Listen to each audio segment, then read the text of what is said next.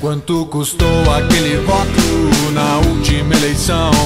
Uns trocos em dinheiro foi a sua opção. Quanto custou aquele voto na última eleição? Uns trocos em dinheiro foi a sua opção. Em alta o seu voto está aberto o leilão. Aumenta a propina que eu garanto a votação.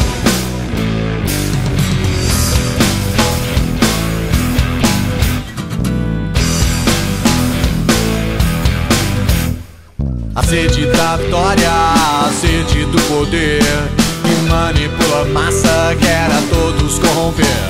A sede da vitória,